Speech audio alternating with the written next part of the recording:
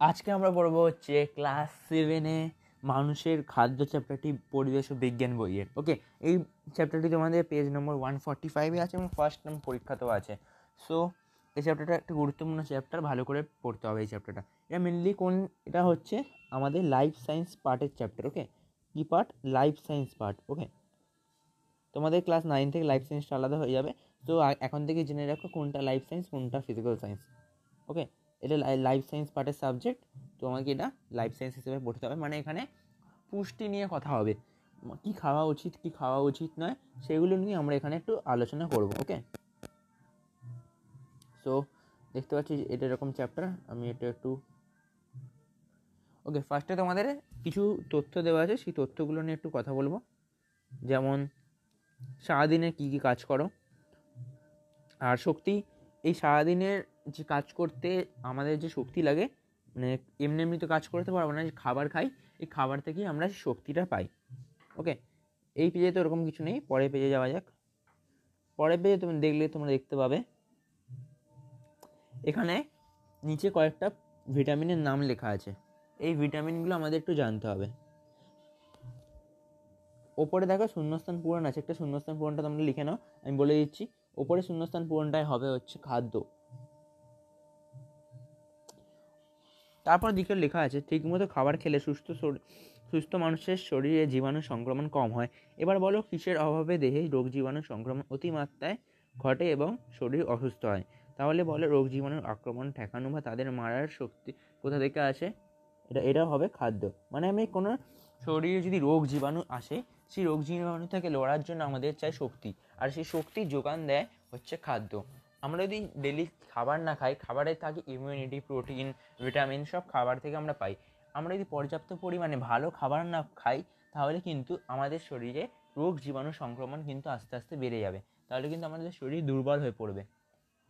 এরপরে দেখো দেখতে পাচ্ছ রোগ জীবাণুর আক্রমণ ঠেকানোর জন্য বা তাদের মারার ক্ষমতা, রোগ প্রতিরোধ করার ক্ষমতা বা অনাক্রম্যতা বাড়াতে গেলে কি করা উচিত? ওকে, আমাদের এই সব রোগগুলো কমাতে হলে আমাদের খেতে হবে হচ্ছে পুষ্টি জাতীয় খাবার। ওকে, এখানে শূন্যস্থানে লিখতে হবে তোমাকে পুষ্টি জাতীয় খাবার। তার নিচে দেখো সারাদিন নানা কাজ করার জন্য কিসের প্রয়োজন? সারাদিন নানা কাজ করার জন্য এখানে শক্তি হতে পারে বা খাদ্যও হতে পারে, খাদ্যের প্রয়োজন। নানা রোগ বা সমস্যার হাত থেকে বাঁচতে গেলে কিসের প্রয়োজন? এটা হচ্ছে খাদ্য বা শক্তির প্রয়োজন হবে এখানে। তার নিচে এই ধরনের শক্তি এবং রোগ প্রতিরোধ উৎপাদনের উৎস হলো খাদ্য। খাদ্য আমরা মেনলি কী কী খাই? আমরা লেখা আছে মাছ খাই, শশা আছে, আর লেবুর ছবি আছে, দুধের ছবি আছে। এই দুধ থেকে কিন্তু ভালো পরিমাণে পুষ্টি পাওয়া যায়, মাছ থেকে কিন্তু ভালো পরিমাণে, মানে মাছ যারা বেশি খায় তাদের কিন্তু চোখের দৃষ্টি ভালো হয়। ওকে, নিচে দেখবে একটা ছক লেখা আছে। এই চ্যাপ্টারটা মেনলি মুখস্থ করার চ্যাপ্টার, পুরো ঢেলে মুখস্থ করতে হবে। পুরো মুখস্থ করে নিলে কিন্তু এই চ্যাপ্টার থেকে সব কোয়েশ্চেন আমরা পেরে যাব। রাতে কম দেখা কোন খাদ্যের উপাদানে হয়? ওকে, কী খাদ্যের জন্য আমরা রাতে কম দেখি? এটা কিন্তু লিখতে হবে। ভিটামিন আছে এখানে, ভিটামিন এর অভাব হলে কিন্তু আমরা রাতে কম দেখি। চোখের কোন ফ্যাকাশে? খনিজ মৌলের অভাব। কোন খনিজ মৌল? লোহা। লোহা হচ্ছে একটা খনিজ মৌল যার অভাবে চোখের কোন ফ্যাকাশে হয়ে যায়। ঠোঁটের কোণে বা জিভে ঘা কোন ভিটামিনের অভাবে? ভিটামিন বি এর অভাবে। মাড়ি ফোলা বা রক্ত পড়া ভিটামিন হয় সি এর অভাবে। ওকে, তোমরা বই এগুলো লিখতে থাকো, পরীক্ষায় এলে তাহলে পেরে যাবে। এবার কি? প্রায় হাড় ভেঙে যাওয়া কোন খনিজ মৌলের অভাব? আমরা জানি যে আমাদের শরীরে হাড়, যেগুলো দাঁতের হাড়, এগুলো তৈরি হয় ক্যালসিয়াম দিয়ে। ক্যালসিয়াম, ফসফরাস, এই দুটো দিয়ে তৈরি হয়। হাড় ভেঙে গেলে কোন খনিজ মৌলের অভাবে হাড় ভেঙে যায়? তাহলে ক্যালসিয়াম কমে গেলে হাড়ের যে শক্তি আছে সেটা কমে যায়, তাই জন্য হাড় ভেঙে যায় ক্যালসিয়ামের অভাবে। ওকে, তাহলে এর পরে পেজে চলে আসি। এর পরে পেজে দেখবে তোমাদের একটা ছক মতো দেওয়া আছে, এই ছকটা তোমরা জাস্ট পড়বে। ওকে, এখানে কয়েকটা উদ্ভিদজাত খাবার ও প্রাণীজাত খাবারের নাম লেখা আছে। এইখান থেকে কোনো কোয়েশ্চেন আসে না, সো আমি এটা ইগনোর করতে পারি। এর পরের পেজে তোমরা চলে আসবে। এর পরের পেজে দেখতে পাচ্ছ কয়েকটা শর্করা জাতীয় খাবারের নাম লেখা আছে, এগুলো আমরা একটু পড়ব। সেগুলো হচ্ছে খাদ্যের প্রধান উপাদান কি? তোমাদের পরীক্ষায় কোয়েশ্চেন দিতে পারে খাদ্যের প্রধান উপাদানগুলির নাম লেখো, তাহলে খাদ্যের প্রধান উপাদান কি? শর্করা বা কার্বোহাইড্রেট, প্রোটিন, লিপিড, ভিটামিন, জল, খনিজ মৌল, খাদ্যবস্তু, উদ্ভিজ্জ রাসায়নিক বা ফাইটোকেমিক্যাল। উদ্ভিজ্জ রাসায়নিককে কী বলে তাহলে? ফাইটোকেমিক্যাল বলে। আমি তোমাদের লাইন বাই লাইন পড়াচ্ছি, তোমাদের এখন লাইন বাই লাইনই পড়তে হবে, কারণ লাইফ সায়েন্স ওরকম বোঝানোর কিছু ব্যাপার থাকে না।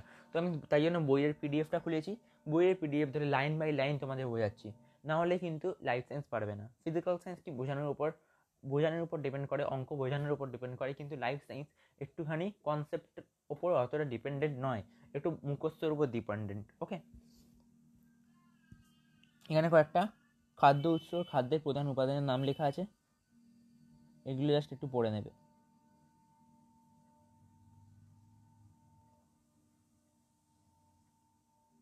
ওকে, দেখতে পাচ্ছ ভাত, রুটি, দুধ, ফল। ভাত, রুটি, দুধ, ফল থেকে আমরা শর্করা, কার্বোহাইড্রেট পাই। মাছ থেকে আমরা প্রোটিন পাই। মাখন, তেল, বাদাম থেকে লিপিড পাই। লিপিডকে ইংলিশে বলে ফ্যাট। ওকে, ফ্যাট বা চর্বিও বলতে পারো। পানীয় জল, ফল সবজি থেকে পাই জল। টমেটো, আমলকি, আদা, গাজর থেকে ভিটামিন পেয়ে যাই আমরা। তারপর দুধ, নুন, চাল, গুঁড়ো, ডাঁটা শাক, মাংস থেকে আমরা খনিজ মৌল পাই। ওকে, এরপর আছে আম, আপেল, ডাঁটা শাক, পেঁপে থেকে আমরা খাদ্যতন্তু পাই। চা, আম, পাকা পেঁপে থেকে আমরা উদ্ভিজ্জ রাসায়নিক বা ফাইটোকেমিক্যাল পাই। এই দুটো নাম একটু ভালো করে মনে রাখবে, পরীক্ষায় কোশ্চেন আসতে পারে। ওকে, দুধে কী কী উপাদান থাকে এগুলো একটু অতটা ডিটেলসে পড়তে হবে না, জাস্ট তোমরা মেন নামগুলো পড়বে, পরীক্ষায় কিন্তু মেন নামগুলো আসে। যেমন দুধে প্রোটিন, খনিজ মৌল, শর্করা। গমে খনিজ মৌল, ভিটামিন, প্রোটিন। এখানে শূন্যস্থান পূরণ দিয়েছি, আমি লিখতেও পারো, নাও লিখতে পারো। ওকে, এরপরে পেজে চলে আসে কার্বোহাইড্রেট, শর্করা। মানে কার্বোহাইড্রেট আর শর্করা জাতীয় খাবার, মানে কার্বোহাইড্রেট আর শর্করা আমরা কোন জাতীয় খাবার থেকে পাই, এর একটা তালিকা এখানে দেওয়া আছে। এই তালিকাটা আমাদের একটু মনে রাখতে হবে। এই তালিকাটা দেখতে পাচ্ছ তোমাদের জন্য দেখাচ্ছি, 1 মিনিট জুম করতে হবে এটাকে। অনেকগুলো দুধ, কলা, গম, আটা সব ছবি দেওয়া আছে, এই ছবিগুলো আমাদের একটু পড়তে হবে। ছবি পড়তে হবে মানে ছবিগুলোর নাম জানতে হবে। ফার্স্টের ছবিতে দেখতে পাচ্ছ এটা গাজর, এখানে চাল আছে, এখানে গম আছে, এখানে ভুট্টা আছে, এটা আপেল আছে, কলা আছে, পাইনঅ্যাপেল আছে। তো এগুলো আমাদের ছবিগুলো দেখবে, তার নিচে কী কী দিয়ে তৈরি এগুলো লেখা আছে, মানে কোথা থেকে এই খাদ্যগুলো পাওয়া যায়। যেমন এখানে আমাদের শূন্যস্থান পূরণ দিয়েছে, শূন্যস্থান পূরণকে তোমরা বইতে লেখো, এখান থেকে কিন্তু কোয়েশ্চেন আসে, তো বইতে লেখো সবাই।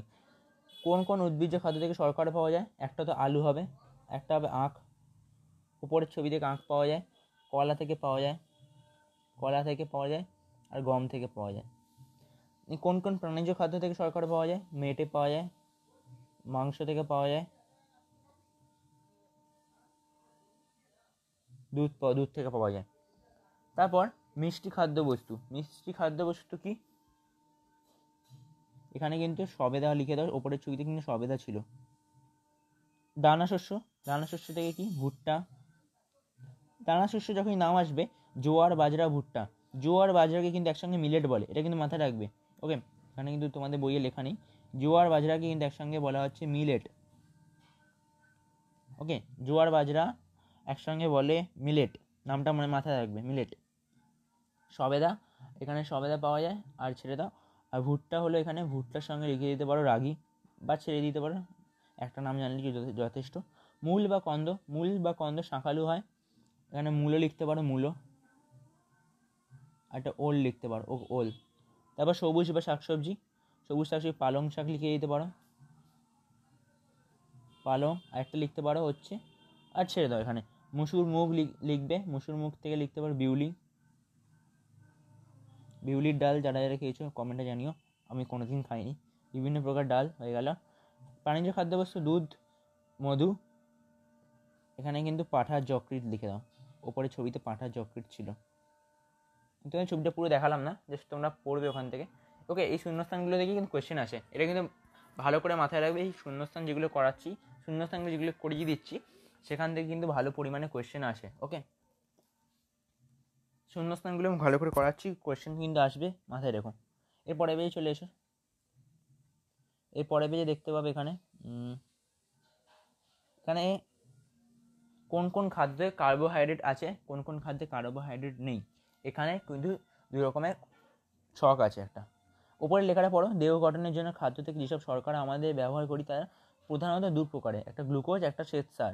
অনেক গ্লুকোজ অণু জুড়ে শ্বেতসার তৈরি হয়। ওকে, এখান থেকে এই লাইনটা ভালো করে ইম্পর্টেন্ট লাইন, কিন্তু এই লাইনটা ভালো করে পড়বে, মানে পুরো প্যারাটা ভালো করে পড়বে। এখানে যে প্যারাটা দেখতে পাচ্ছ রেড কালারে দেওয়া আছে, এটা কিন্তু ভালো করে পড়বে, এখান থেকে কোয়েশ্চেন আসে। এর নিচে দেখো কুমড়োয়, এবার জানার চেষ্টা করি কার্বোহাইড্রেট উৎসরূপে যে খাদ্যগুলিকে আমরা চিহ্নিত করলাম তাদের ছাড়াও নিচের খাদ্যগুলিতে কার্বোহাইড্রেট আছে কি না। তোমরা জানবে না কোনটা কার্বোহাইড্রেট আছে কোনটাই নেই, তো আমি তোমাদের বলে দিচ্ছি। ফার্স্টেটা দেখো উপস্থিত, কমা দিতে থাকো। কিশমিশও কার্বোহাইড্রেট থাকে, আতায় কার্বোহাইড্রেট থাকে, জামে কার্বোহাইড্রেট থাকে, ডিমে। ওকে, এবার ডিমে আসো, ডিমে কার্বোহাইড্রেট লিখবে কম উপস্থিত, জিরাতে উপস্থিত,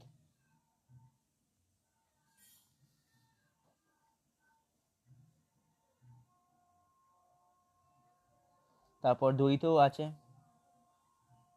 কেকেও আছে, ঘিতেও আছে, ওকে, চিড়াতেও আছে, সব কটাতেই কিন্তু কার্বোহাইড্রেট পাওয়া যায়। ওকে, এবার নিচে একটা কোয়েশ্চেন আসে, তোমরা ভালো করে পড়বে। নিচের কোয়েশ্চেনটা হচ্ছে কার্বোহাইড্রেট জাতীয় খাবার শ্বেতসার হজম হওয়ার পর যখন সব থেকে ছোটো কণাতে পরিণত হয় তাই হলো গ্লুকোজ। মানে আমরা কি জানলাম, অনেকগুলো গ্লুকোজের অণু বা অনেকগুলো গ্লুকোজ কণা যুক্ত হয়ে আমরা শ্বেতসার পাই। শ্বেতসারের অপর হাইড্রেট নাম হচ্ছে কার্বোহাইড্রেট। ওকে, বা শ্বেতসারকে স্টার্চও বলে, স্টার্চ। ওকে, শ্বেতসারকে কিন্তু স্টার্চ বলে ইংলিশে, বাংলায় শ্বেতসার বলবে। আর শ্বেতসারের যদি গঠনগত উপাদান জিজ্ঞেস করে তাহলে গ্লুকোজ, কারণ গ্লুকোজ দিয়ে শ্বেতসার তৈরি হয়। আর গ্লুকোজ রক্তের মাধ্যমে সারা শরীরে পৌঁছে যায়। কোষের ভেতর থেকে বাতাস নেওয়া অক্সিজেনে সাহায্য করে এই গ্লুকোজ, যা থেকে তৈরি হয় শক্তি এবং দেহে নানা কাজে সাহায্য করে। ওকে, এরপর আমরা পড়বো শর্করা। পরে পেজ চলে এসো, বইয়ে পরে পেজ খোলো, মানে পেজ 151। এখানে আমরা পড়বো হচ্ছে শর্করা। ওকে, দেহে শর্করা সমস্যা, শর্করাও দেহের সমস্যা। এখান থেকে ফার্স্ট লাইন থেকে আমরা পড়ছি, লাইন বাই লাইন পড়বো বলেছি, তো লাইন বাই লাইনই পড়াচ্ছি। ওকে, এটা কি হলো, এটা মুছে যা। ওকে, সুস্থ স্বাভাবিক মানুষের দেহকোষ গ্লুকোজ থেকে শক্তি তৈরি হয়। সেই শক্তি দেহে নানা কাজ হয়, কিন্তু রক্ত থেকে গ্লুকোজ যদি কোষে প্রবেশই না করতে পারে তাহলে কী হবে, ওই গ্লুকোজ তখন রক্তে জমে যায়। যদি রক্তের মাধ্যমে গ্লুকোজ পরিবাহিত হয়, এবার যদি কোনো কারণে গ্লুকোজটা রক্ত থেকে বেরোতে না পারে বা রক্ত থেকে দেহে পৌঁছাতে না পারে তাহলে কী হবে, তখন রক্ত জমে যায় আর রক্তে গ্লুকোজের পরিমাণ বেড়ে যায়। গ্লুকোজ তখন রক্তের মাধ্যমে ঘুরতে থাকে যতক্ষণ না তা মূত্রের মাধ্যমে দেহ থেকে বের হয়।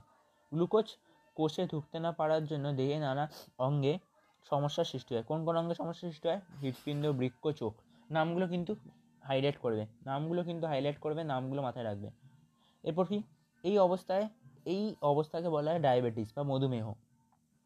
আমাদের দেশে অনেক মানুষ এই সমস্যায় ভুগছে। কায়িক পরিশ্রমকারী এবং সঠিক খাদ্যাভ্যাস মেনে চললে অনেক ক্ষেত্রে এই রোগকে এড়ানো যায়। কায়িক পরিশ্রম মানে যারা সারাদিন শুয়ে থাকে বা যারা অলস প্রচুর, তাদের শরীরে কিন্তু এই রোগটা বেশি হয়। যারা যদি সারাদিন কাজ করে তাদের শরীরে কিন্তু এই রোগটার সংক্রমণ অনেকটাই কমে যায়। তো সারাদিন শুয়ে থাকবে না, কাজ করবে। কোনো শিশু কিংবা প্রাপ্তবয়স্ক ব্যক্তি দুধ বা দুগ্ধজাত খাবার সময় নানা সমস্যায় ভোগেন। দুগ্ধে শর্করা, ল্যাকটোজ হজম না করতে পারার জন্য এই সমস্যা। তাহলে দুগ্ধজাত খাবার সমস্যায় ভোগেন কেন, ল্যাকটোজ হজম না হওয়ার কারণে। এরপর আমরা পড়বো হচ্ছে প্রোটিন ব্যাপারটা কি হচ্ছে, প্রোটিন হচ্ছে মানুষের দেহে প্রোটিন দিয়ে, যে প্রোটিনজাত খাবার থেকে যা প্রোটিন পাই সেই প্রোটিন দিয়ে তৈরি হয় হচ্ছে টেন্ডন বা লিগামেন্ট, খুব শক্ত দড়ির মতো, টানলে ছেড়ে না। আর মুরগি বা হাঁসের ডিমে সাদা অংশ থাকে যা প্রোটিন দ্রবণ গরম করলে জমে শক্ত হয়ে যায়। মানে ডিমে যে পাতলা যে ডিম যদি না উষ্ণ করা যায়, যদি গরম জলে না দেবো ডিমকে, ভেতরে দেখবে পাতলা মতো লেয়ার থাকে যা ডিমের কুসুম বলে, ওটাকে গরম জলে জমানোর পর ওটা প্রোটিনের অংশ, ওটা শক্ত হয়ে যায়। দেখবি যাদের শরীরে প্রোটিন বেড়ে যায় বা রক্তে প্রোটিন জমে যায় তাদের ডিমের কুসুম খেতে বারণ করে। ওকে, ওই কুসুমে কিন্তু ভালো পরিমাণে প্রোটিন থাকে। আর প্রোটিন কোথা থেকে পাওয়া যায়, প্রোটিন পাওয়া যায় কেরাটিন থেকে। কেরাটিন কি, চুল যে শক্ত থাকে না, চুল দেখবি টানলে ছেড়ে না সহজে, ওই চুলে কিন্তু কেরাটিন নামক প্রোটিন থাকে যা চুল আর নখেও থাকে। আর অ্যাক্টিন আর মায়োসিন প্রোটিন পেশিতে থাকে। হিমোগ্লোবিন থাকে লোহিত রক্তকণিকায়। এই নামগুলো ভালো করে পড়বে, নামগুলো থেকে পরীক্ষায় কোশ্চেন দেবে হিমোগ্লোবিন কোথায় পাওয়া যায়, কেরাটিন কোথায় পাওয়া যায়, বা চুল আর নখে কী প্রোটিন পাওয়া যায়, এরকম টাইপের কিন্তু কোয়েশ্চেন এখান থেকে আসে। এই কোশ্চেনগুলো ভালো করে পড়বে। গ্লোবিওলিন আর ফাইব্রোনোজেন, ওকে, এটা পাওয়া যায় রক্তে প্লাজমা থেকে। কেলোজেন পাওয়া যায় অস্থি, টেন্ডন, লিগামেন্ট থেকে। এখানে এই 5টা নাম ভালো করে পড়বে, তাহলে কিন্তু পরীক্ষা এখান থেকে উত্তর লিখতে পারবে। নিচে কি আছে? শক্তি উৎপন্ন করতে দেহে বিভিন্ন অংশ কলা গঠনের ক্ষত সারাতে শ্বাসবায়ু পরিবহনে পেশি সংকোচনে ভিন্ন ভিন্ন প্রোটিন গুরুত্বপূর্ণ ভূমিকা পালন করে। দেহে রোগ প্রতিরোধে প্রোটিন গুরুত্বপূর্ণ ভূমিকা পালন করে। কোনো জায়গা কেটে গেলে হচ্ছে ভিটামিন কে, ওকে, ওই জায়গায় রক্ত পড়া বন্ধ করতে রক্তে প্লাজমায় থাকা প্রোটিন সাহায্য করে। এরপর নেক্সট পেজে চলে যাচ্ছি আমরা। নেক্সট পেজে কয়েকটা খাদ্যের ছবি আছে ওপরে। এই খাদ্যের ছবিগুলো একটু অ্যানালাইসিস করবো আমরা। এই খাদ্যের যে ছবিগুলো দেওয়া আছে, এই যে ছবিগুলো দেওয়া আছে, এখান থেকে কিন্তু আমরা মূলত প্রোটিন পেয়ে যাই। এই খাদ্য থেকে আমরা প্রোটিন সংগ্রহ করতে পারি নিচের খাদ্য থেকে। যেমন দেখতে পাচ্ছি ডাল আছে, মাছ আছে, চিংড়ি আছে, গম আছে, মাংস আছে, কড়াইশুঁটি আছে, ডিম আছে, ওকে। এবার নিচে আসি, কোন কোন উদ্ভিজ্জ উৎস থেকে প্রোটিন পাওয়া যায়। এখানে হবে গমের পর লিখে দাও সয়াবিনের পর লিখে দাও মুসুর থেকে পাই, মুগ ডাল থেকে পাই। আর প্রোটিন থেকে প্রাণীজ থেকে কোন কোন প্রোটিন পাই? চিংড়ি থেকে প্রোটিন পাওয়া যায়। নিচে কি? ওপরের ছবিগুলো ছাড়া আমাদের খাদ্য তালিকায় এমন কতগুলি খাদ্য আছে যা থেকেও প্রোটিন পাওয়া যায়। আমরা যেগুলো ডেইলি যে খাবারগুলো খাই তার থেকে আর কী কী থেকে প্রোটিন পেতে পারি আমরা? কাঁকড়ার পাশে লিখে দাও গেরি, ওকে, গেরি। দুধের পাশে লিখে দাও মাখন থেকেও ভালো পরিমাণে প্রোটিন পাওয়া যায়, ওকে।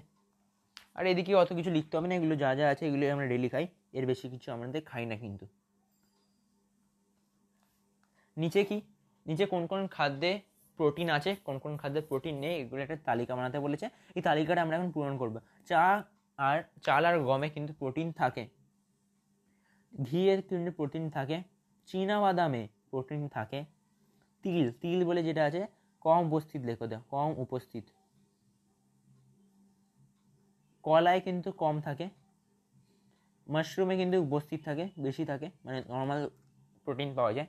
পিঁপড়ের ডিমেও কিন্তু প্রোটিন পাওয়া যায়। যদি কোনোদিন কোয়েশ্চেনে দেয় ডিম জাতীয় কোনো খাবার কিন্তু অলওয়েজ প্রোটিন থাকবেই, এটা কিন্তু মাথায় ঢুকিয়ে নিও। খুব রেয়ার চান্স আছে যেখানে ডিমে প্রোটিন পাবে না। এবার আমরা পড়বো লিপিড বা ফ্যাট, ওকে। এইটা নিয়ে আমরা একটু পড়ে নিই। লিপিড কি? লিপিড হচ্ছে মেনলি ফ্যাট, যেগুলো চর্বি জমে জানো তোমরা, ফুলে যায়, ওই চর্বি জাতীয় জিনিসটাকে আমরা লিপিড বলি। একজন স্থূল মোটা মানুষকে লক্ষ্য করো, দেখো তার দেহের বিশেষ কতগুলো জায়গায় লিপিড প্রচুর পরিমাণে জমা থাকে। এই লিপিডযুক্ত দেহের অংশগুলি হলো ঘাড়ে ও গলায়। দেখবে গলগণ্ড রোগের মতো হয়ে যায়। গলগণ্ড রোগটা আলাদা জিনিস, কিন্তু গলগণ্ড রোগের মতো গলাটা ফুলে যায়, তাদের মানে গলায় চর্বি জমেছে। ও হাতের ওপরে, মানে পেশি যে জায়গাগুলো ওপরে, বাইসেপস ট্রাইসেপস যদি দেখো, আমি একটা হাত যদি আঁকি এখানে, দেখো হাত একটা, এই জায়গাটা হাতে ফুলে যায়, বুঝলি, এখানে আঙুল আছে আর এখানে হচ্ছে মানুষের বডি, ওকে, যাই হোক করে রাখছি এটা। এই জায়গাটা পুরো প্রচুর পরিমাণে এখানে চর্বি জমে যায়, বা কোনো মানুষের ভুঁড়িতেও চর্বি জমে যায়, ওকে, পেটের মধ্যে চর্বি জমে। সব এই চর্বি জমা কিন্তু কোনো ব্যাপারই ভালো ব্যাপার নয়, ওকে। কোনো মানুষের কোনো অসুস্থতাও এখান থেকে চলে আসতে পারে চর্বি জমা থেকে, এটা কিন্তু ভালো ব্যাপার নয়। লিপিড মানুষের দেহে শক্তি উৎসরূপে কাজ করে, দেহের বাইরে আঘাত থেকে রক্ষা করে, দেহের থেকে তাপ বেরিয়ে যাওয়া কমিয়ে দেয়। আবার শরীরে অতিরিক্ত লিপিড জমা হৃৎপিণ্ড, রক্তনালী, যকৃতের নানা সমস্যা তৈরি করে। লিপিডে আমরা কোথা থেকে পাই? এই তেল থেকে পাই, মাছ থেকে পাই, মাখন থেকে পাই, ঘি থেকে পাই, বাদাম থেকে পাই, মাংস থেকে পাই, আর এই ডিমের কুসুম থেকেও পাই, ওকে। এটা কিনে সরালাম, ওকে। এবার এখানে যে ছকটা চলে এসো, ছকে কী বলছে? ফল শাকসবজি থেকে প্রোটিন কিন্তু লিপিড এখানে অনুপস্থিত, মানে ফল শাকসবজি খেলে কোনো দিন কেউ লিপিড তোমরা পাবে না, মানে মোটা হবে না, মেন ব্যাপার। এখানে কম থাকে, কম উপস্থিত লিখবে, ঠিক আছে, কম উপস্থিত, মানে দানা শস্যের লিপিড থাকে কিন্তু খুব কম পরিমাণে থাকে। সর ওঠানো দুধ, এখানে লিপিড থাকে না, ওকে। এবার পরে পেজে চলে এসো। পরে পেজে কী পড়বে?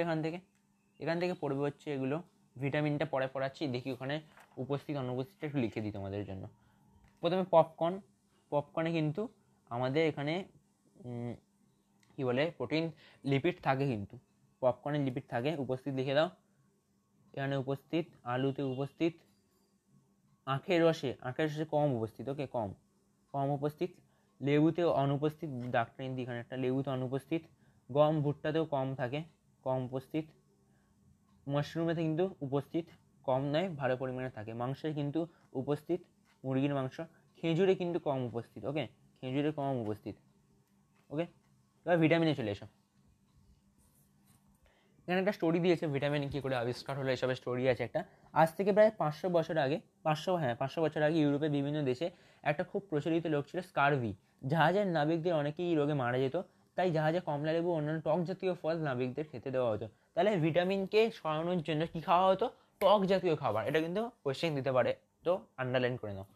এরকম নানা ঘটনা লক্ষ্য করে বিশ্ব থেকে গোড়ার দিকে বিজ্ঞানী কাসিমির ফাঙ্ক এবং হপকিন্স সিদ্ধান্তে আসেন যে খাদ্যের মধ্যে কার্বোহাইড্রেট, প্রোটিন, লিপিড ছাড়া এমন একটা কোনো উপাদান আছে যার অভাবে স্কারভি, বেরিবেরির মতো রোগ হয়। এই উপাদানটি হলো ভিটামিন। তো ভিটামিনের অনেক স্টোরি আছে, এখানে একটা ছোট স্টোরি দিয়েছে, আরও স্টোরি আছে, বড় হলে তোমরা পড়বেন, ক্লাস 9-এও আছে এগুলো। সো বড় হলে তোমরা পড়বে, আরও স্টোরি আছে। এদের থেকে শর্করা, প্রোটিন, লিপিডের মতো শক্তি পাওয়া যায় না। ওকে, ভিটামিন থেকে কিন্তু আমরা প্রোটিন বা লিপিডের মতো শক্তি পাই না, কিন্তু ভিটামিন শরীরে একটা গুরুত্বপূর্ণ উপাদান। ভিটামিন কিন্তু কম পরিমাণে, ভিটামিন লাগে কম পরিমাণে, কাজ করে অনেক। ওকে, ভিটামিন শরীরে কিন্তু বেশি পরিমাণে লাগে না, কিন্তু যতটা লাগে সেটাই অনেকটা কাজ করে দেয়। ওকে, এটা কিন্তু মাথায় রাখবে। নেক্সট কি, ভিটামিন দু রকমের হয়, একটা হচ্ছে জলের দ্রব্য, একটা হচ্ছে ফ্যাটের দ্রব্য। এই নামগুলো কিন্তু ভালো রাখবে, মনে রাখবে, এখানে পরীক্ষায় প্রচুর প্রচুর প্রচুর এটা ভিভিআই দিয়ে রাখো, VVI, very very important. Star যতগুলো স্টার মারায় মেরে দাও এখান থেকে, এখানে একটা কোয়েশ্চেন আসবেই আসবে, গ্যারান্টি নিয়ে লিখে দিতে পারি আমি। এখানে ভিটামিন কি জলে গুলে যায়, বা ফ্যাটের দ্রব্য ভিটামিনের নাম লেখো, বা জলের দ্রব্য ভিটামিনের নাম লেখো। এই দুটো টাইপের ভিটামিন কিন্তু আসবেই আসবে, ভালো করে পড়ে নিও। ভিটামিন এ, ডি, কে হচ্ছে ফ্যাটের দ্রব্য, জলের দ্রব্য হচ্ছে বি কমপ্লেক্স আর সি। বি কমপ্লেক্স মানে হচ্ছে অনেকগুলো বি ভিটামিন আছে না, B1 আছে, B2 আছে, B3 আছে, B12 পর্যন্ত আছে, B12 পর্যন্ত ভিটামিন আছে। এই সবকটা ভিটামিনকে, যতগুলো ভিটামিন নাম বললাম, এই সবকটা ভিটামিনকে একত্রে বলে ভিটামিন বি কমপ্লেক্স। ওকে, B1 থেকে চালু করে B12 সবকটা ভিটামিনকে একসঙ্গে কী বলে? Vitamin B complex.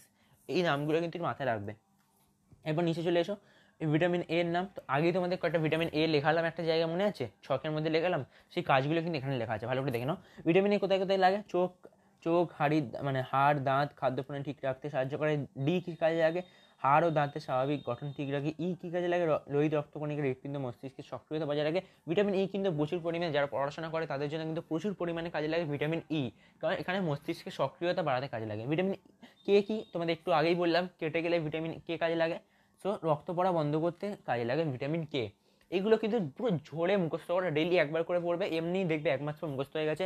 এগুলো কিন্তু মুখস্থ করে বায়োলজিতে, মানে লাইফ সায়েন্সে পুরো 100% মার্কস পাবো, কিন্তু প্রচুর সহজ, শুধু মুখস্থ করে যেতে হবে, কোনো বোঝার ব্যাপার নেই, পুরো মুখস্থ করতে থাকো।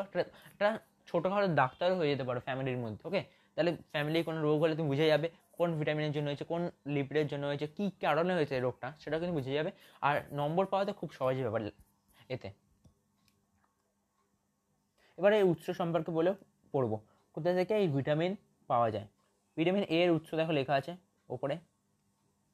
ভিটামিন এ এর উৎস হচ্ছে গাজর, ডিম, লেবু, টমেটো। আর এটা কি জানি না আমি। ওকে, ছবিগুলো পাল্টে দিয়েছে। ওকে ওকে, তোমাদের বইয়ে আলাদা ছবি থাকতে পারে। ওকে, আমার এই বইয়ের পিডিএফটা গভর্নমেন্টের পিডিএফ, মানে 2017 বই, এখানে কিন্তু আলাদা আছে, ঠিক আছে? একটুখানি এটা একটু দেখে নিও, তোমাদের বইয়ের সঙ্গে নাও মিলতে পারে, কারণ এই ছবিটা নতুন বইয়ে নেই। আমার কাছে নতুন বইও আছে, নতুন বইয়ে কিন্তু এই ছবিটা নেই। নতুন বইয়ে এর জায়গায় একটা কী আছে, ওই পাপিয়ার মধ্যে আছে, পাপিয়া বলে যে ফলটা আছে না, পাপিয়ার একটা ছবি দেওয়া আছে। আর বাকি ছবিগুলো সেম আছে, যেমন মাখন আছে, এইখানেও কিন্তু দুধ দেওয়া আছে, মানে এই ছবিটা কিন্তু নতুন বইয়ে নেই। দুধ আছে, ডিম আছে, আর এই মাছের ছবি আছে। ওকে, এগুলো তোমরা জাস্ট পড়বে, তারপর এখানে কয়েকটা জিনিস লিখতে হবে, তোমাদের লিখে নাও একটুখানি। পাকা আম বা কুমড়ো, ডুমুরির ডাঁটা শাক, এগুলো প্রাণীজ উৎস লিখতে হবে। কাঁকড়া, এখানে কড মাছ লিখে দাও, কড মাছ থেকে পাওয়া যায়। জিরা, জোয়ান, জলপাই থেকে উদ্ভিজ্জ উৎস হচ্ছে ভিটামিনের, এখানে লিখে দাও। প্রাণীজ উৎসতে লিখে দাও হাঙর মাছ থেকে পাওয়া যায়। মাছের যকৃৎ, মানে হাঙর মাছের যকৃৎ বলতে গেলে। এখানে কি নোটে শাক, তেল, ডাল, এখানে কি পাওয়া যায়? এখানে প্রাণীজ উৎস দুধ। ওকে, দুধ থেকে কিন্তু আমরা ভিটামিন পাই।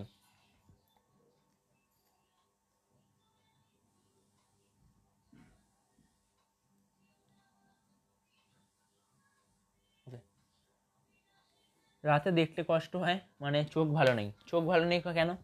Vitamin A. হাড়গুলো বেঁকে গেছে, মেরুদণ্ড বেঁকে গেছে, এদের ভিটামিন ডি। ক্ষতস্থানে রক্ত জমতে পারে না, ভিটামিন কে। ওকে, ই কিন্তু একটা হবে না। জলে দ্রব্য ভিটামিন। এবার দেখি কোন তোমাদের পরিচিত কোন ভিটামিনগুলো জলে উৎসে, খাদ্য উৎসে জলে দ্রব্য ভিটামিন। ওকে, এবার কয়েকটা উৎসের নাম লেখা আছে, পরে পেয়ে চলে এসো তোমরা।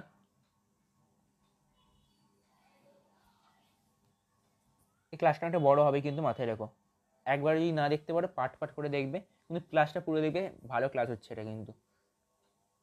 এই ওপরে যে ছবিটা দেখতে পাচ্ছ না, এটা হচ্ছে আমলকির ছবি। অনেকে এটা চেনো না, এটাকে পুজোর সময় ব্যবহার করা হয় আমলকি। নিচে এসো। ভিটামিন সি জলে দ্রব্য, ভিটামিন বি কমপ্লেক্স জলে দ্রব্য। ওকে, লেবু জাতীয় ফল, অঙ্কুরিত বীজ, কাঁচা লঙ্কা, টমেটো, পেয়ারা। ভিটামিন বি কমপ্লেক্স দেখতে পাই দানা শস্য, বাঁধাকপি, মূল্য শাক, ছোটো মাছ, কাঁচা লঙ্কা, দুধ। উপসর্গের নাম। ওকে, এইখানে উপসর্গ করে নেবে, মানে লেখাই আছে এখানে, লেখার কিছু দরকার নেই, জাস্ট মুখস্থ করবে। বারবার বলছি ঢেলে মুখস্থ করো, কোনো বোঝার ব্যাপার নেই এখানে। এবার আমরা পড়বো হচ্ছে কয়েকটা খনিজ মৌলের নাম। নিচে চলে এসে এখানে খনিজ মৌল আছে, খনিজ মৌলের নামগুলো পড়বো আমরা।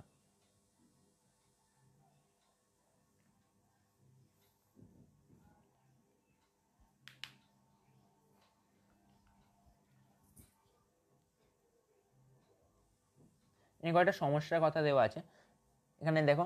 নখ চামচ আকৃতির হয়ে যায়, মাঝে মাঝে পেশিতে টান ধরে, স্বাভাবিক রক্তচাপ হঠাৎ বেড়ে যায় বা কমে যায়, জন্মের পর অনেক শিশুর চোখ টেঁড়া হয় বা মানসিক বৃদ্ধি বুদ্ধির প্রকাশ দেখা যায় না, রক্তে শর্করার পরিমাণ ক্রমশ কমতে থাকে। এইগুলো কেন হয়? এগুলো কিন্তু শরীরে খনিজ মৌল, যেমন লোহা, তারপর অনেকগুলো খনিজ মৌল আছে, নামগুলো মনে পড়ছে না আমার এখন। সেই খনিজ মৌলের অভাবে কিন্তু এই যে আমাদের এই রোগগুলো হয়। মেন খনিজ মৌল সে আয়রন, মানে লোহা, মেন খনিজ মৌল। এবার বলবে আমরা লোহা খাই নাকি? ওকে, লোহা খাই না ডাইরেক্টলি, কিন্তু খাদ্যের মধ্যে লোহার জাতীয় কোনো কণা থাকে, সেগুলো শরীরের পক্ষে উপকারী। এবার আয়রন ট্যাবলেটও পাওয়া যায়। আয়রন ট্যাবলেটে কিন্তু লোহা তো থাকে না, লোহার যে উপাদানগুলো আছে সেই উপাদানগুলো কিন্তু আয়রন ট্যাবলেটে থাকে, যেগুলো আমাদের শরীর উপকার করে। খনিজ মৌলের নাম দেওয়া আছে এখানে। Iron, calcium. ক্যালসিয়াম কিন্তু হাড়ের জন্য কাজে লাগে। আয়োডিন কিন্তু গলগণ্ড রোগ থেকে প্রতিকার দেয়। আয়োডিন কী কাজে লাগে? গলগণ্ড রোগ থেকে বাঁচায়। আর আয়োডিন থাইরক্সিনের মূল উপাদান। থাইরক্সিনের মূল উপাদান লিখতে থাকো, এগুলো বইয়ে নেই। থাইরক্সিনের মূল উপাদান। ওকে, মাথায় এলো তাই বলে দিলাম। থাইরক্সিনের মূল উপাদান হচ্ছে আয়োডিন, আর এটা গলগণ্ড রোগ থেকে বাঁচায়। জিঙ্ক আছে। শরীরে অন্যান্য খনিজ মৌলের প্রয়োজন হয়। ভিটামিনের মধ্যে খনিজ মৌল থেকে শক্তি পাওয়া যায় না। ভিটামিন থেকে আগে বললাম কোনো শক্তি পাওয়া যায় না, ভিটামিনে অন্যান্য কাজে লাগে। এবার এই পেজটা হয়ে গেল, এর পরের পেজে চলে এসো। এর পরের পেজে খনিজ মৌলের নাম দেওয়া আছে, আর কয়েকটা দেওয়া আছে কী কী কাজে ব্যবহার করা হয়। খনিজ মৌলের কাজগুলো কী কী? সোডিয়াম, মানে দেহে জলের পরিমাণ নির্দিষ্ট রাখে কোন খনিজ মৌল? সোডিয়াম। পেশি সংকোচন স্বাভাবিক রাখে ক্যালসিয়াম। ক্যালসিয়াম কাটা জায়গা দিয়ে রক্ত বেরোতে শুরু করে, রক্তকে জমাট বাঁধতে সাহায্য করে ক্যালসিয়াম। আর এখানে কিন্তু ভিটামিন কে। ওকে, নাম রাখবে ভিটামিন কে। অক্সিজেন পরিবহন করে আয়রন। ওকে, অক্সিজেন পরিবহন আয়রন কিন্তু ভেরি ভেরি ইম্পর্টেন্ট, কারণ যারা বেশিক্ষণ দৌড়ায়, সাঁতার কাটে, তাদের জন্য কিন্তু অক্সিজেনটা শরীরে পরিবহন হওয়ার সব থেকে বেশি দরকারি। তো আয়রন জাতীয় খাবার ওকে ভালো করে খেতে হবে। দাঁত বা হাড় গঠন ভালো রাখে ক্যালসিয়াম, ফসফরাস, ম্যাগনেসিয়াম। এখানে ম্যাগনেসিয়াম যদি বাদ দিয়ে দাও, ক্যালসিয়াম ফসফরাস কিন্তু ভেরি ভেরি ইম্পর্টেন্ট এখানে। ম্যাগনেসিয়ামের থেকে ক্যালসিয়াম আর ফসফরাস, মেনলি ক্যালসিয়ামটা বেশি কাজে লাগে কোনো হাড়ের গঠন বা দাঁতের গঠনের জন্য। ক্যালসিয়াম থেকে দাঁতের গঠন হয়, এনামেল তৈরি করে ক্যালসিয়াম। এনামেল, এই এনামেলের জন্য দাঁত শক্ত থাকে। মানসিক বৃদ্ধি, বুদ্ধি নিয়ন্ত্রণ করে আয়োডিন জাতীয় খাওয়া উচিত তাই জন্য। আর মস্তিষ্কের গঠন, রক্তের শর্করার পরিমাণ ঠিক রাখে হচ্ছে জিঙ্ক। হয়ে গেল এখানে। এবার নিচে একটা ছবি দেওয়া আছে আমার, এই বইয়ে প্রচুর ছবি আছে। ওকে, এরপরে পেজে চলে এসে, এখানে কিছু দেখার নেই। এরপরে এই যে পেজটা দেখতে পাচ্ছি, এখানে চলে এসো। ক্যালসিয়াম, ফসফরাস, দুধ, ডিম, চিংড়ি, পাকা পেঁপে, পটল পানীয় খাদ্য উৎসের নাম আর খনিজ মৌলের নাম। খনিজ মৌল কী পাওয়া যাচ্ছে এখান থেকে? ক্যালসিয়াম, ফসফরাস পাওয়া যায় হচ্ছে দুধ, ডিম, চিংড়ি, পাকা পেঁপে, পটল। আর এখানে আয়োডিন পাওয়া যায়, একটা নুন লেখা আছে শুধু, এখানে কিন্তু সামুদ্রিক মাছ লিখে দাও। দেখি পেনের কালিটা বড় হয়ে গেছে। সামুদ্রিক মাছ, সামুদ্রিক মাছ থেকে কিন্তু আয়োডিন পাওয়া যায়। আর এখানে নিচে চলে এসে জল। এবার আমাদের কি ভিটামিনের পার্টটা, খনিজ মৌলের পার্টটা শেষ হয়ে গেল। এবার আমরা যাচ্ছি জলের পার্টে। জল, জল কি, কোন খাদ্যকে আমরা তরল রূপে গ্রহণ করি। ওকে, এক সেকেন্ড দাঁড়া, ঠিক চলে এলো।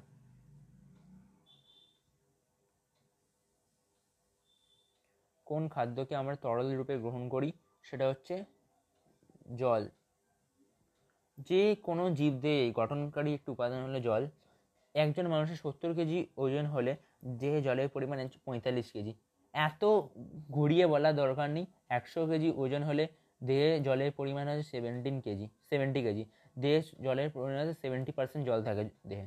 ওকে, এবার 70 কেজি দিয়েছে, ওটাকে আবার 45 কেজি দিয়েছে, আবার শতকরা করে বের করতে হবে। সিধা বলে দিতে পারে 100 কেজির মধ্যে 70 কেজি, 70% জল থাকে।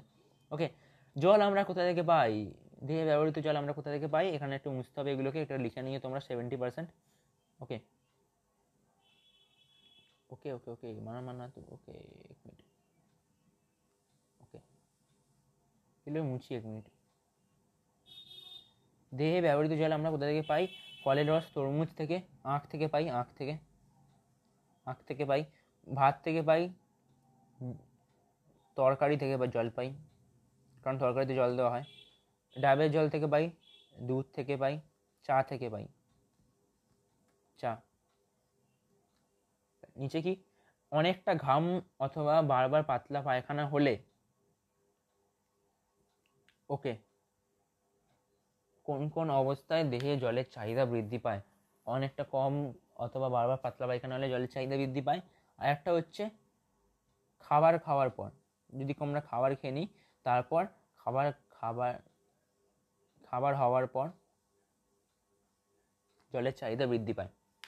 এবার কেউ কেউ জল খেয়ে নেয়, খেয়ে জল কোনোদিন খাবে না। খেয়ে জল খেলে পেটের ভেতরে যে ব্যাকটেরিয়াগুলো থাকে সেগুলোর কার্যক্ষমতা কমে যায়, তাহলে খাবারটাকে আমরা পচতে দেয় না, মানে খাবারটাকে শোষণ করতে পারে না, ফলে হজম হয় না। ওকে, খেয়ে কিন্তু কেউ জল খাবে না। এরপরে বেজে চলে এসো খাদ্যতন্তু। খাদ্যতন্তু কি হচ্ছে, ওকে, এবার পরে পেজে উল্টাও তোমরা বইয়ে 160 নম্বর পেজে আছে। এখানে কি বলছে, আমরা যে খাদ্য প্রতিদিন গ্রহণ করি তার কি পরিণত হয় খাদ্যনালীতে। মানে আমরা যে খাদ্যগুলো গ্রহণ করছি, পেটের ভেতরে কি হচ্ছে, খাদ্যগুলো তো নর্মাল থাকছে না, ছোট ছোট কণায় ভেঙে যাচ্ছে। এই কণাগুলোকে আমরা কিন্তু ইনডাইরেক্টলি খাদ্যতন্তু বলি। তন্তু এক ধরনের সেলুলোজ, যা প্যাকটিন জাতীয় কার্বোহাইড্রেট। আরেকবার আন্ডারলাইন করো, প্যাকটিন জাতীয় কার্বোহাইড্রেট, মাথায় রাখবে। নিচের খাবারগুলিতে বেশি পরিমাণ তন্তু থাকে, সজনে ডাঁটা, বাঁধাকপি, চাল, আপেল, খাবারের শসা, ওটস হবে এটা। খাদ্য উপাদানে আরও কয়েকটি উৎস জানার চেষ্টা করি। তন্তু জাতীয় খাদ্য পাওয়া যায় হচ্ছে, লেখো তোমরা, ডাঁটা থেকে। এটা লিখে দাও, কচু শাক। 5 নম্বরে লিখে দাও আম, কমলা লেবু থেকে পাই। ওকে, জাস্ট তোমরা লিখতে থাকো। এবার হচ্ছে ফাইটোকেমিক্যাল বা উদ্ভিজ্জ রাসায়নিক। এরপরে পরের পেজে এসো, এই পেজে কিছু নেই।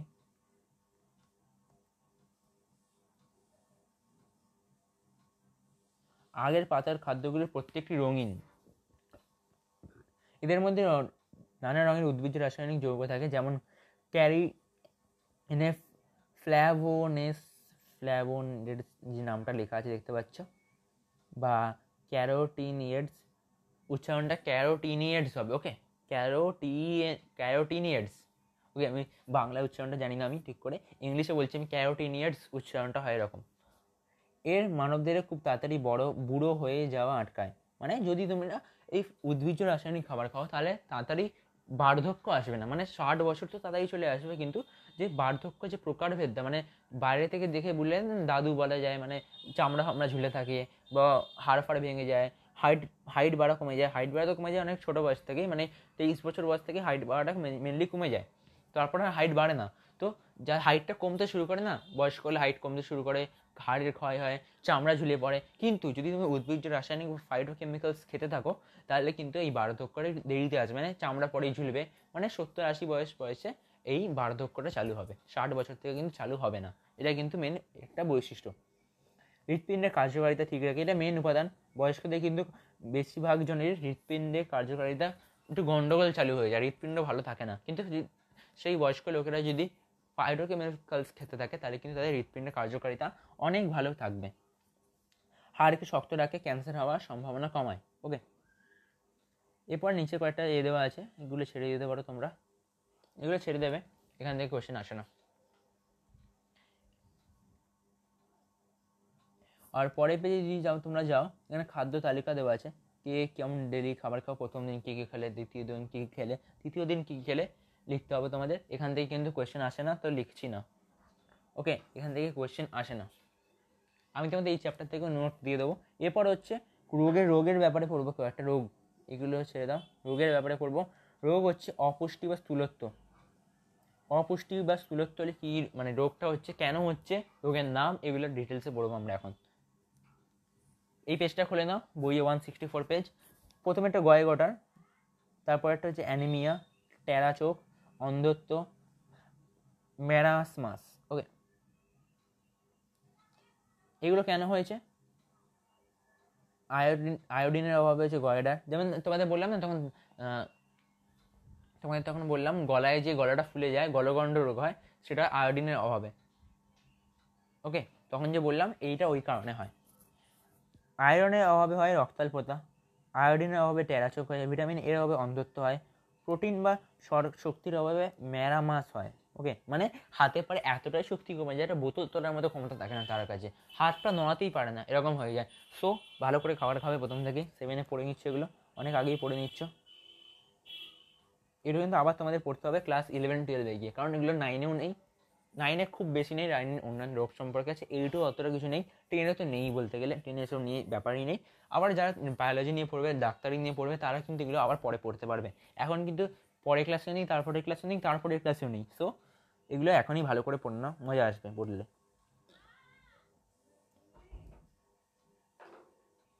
নানা কারণে রক্তে রক্তকণিকার সংখ্যা বা লোহিত রক্তকণিকায় থাকা হিমোগ্লোবিনের পরিমাণ কমে যেতে পারে। হিমোগ্লোবিন কোষে কী করে, কমে যেতে পারে। হিমোগ্লোবিন কোষে অক্সিজেন সরবরাহ করে।